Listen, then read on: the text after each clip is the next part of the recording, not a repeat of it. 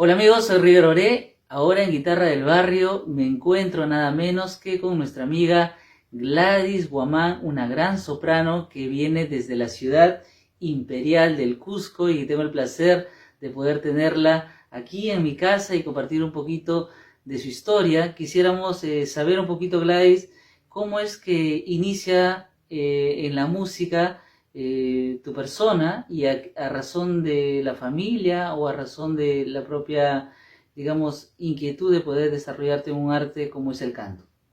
Primero que nada, River, un gusto volvernos a encontrar porque ya nos habían presentado anteriormente y nada, bueno, inicio en el canto hace más de 18 años en la ciudad del Cusco y dentro de mi familia se podría decir que soy la primera en iniciar dentro de la carrera musical. Luego viene mi hermano menor, Néstor, que también sigue en la línea musical.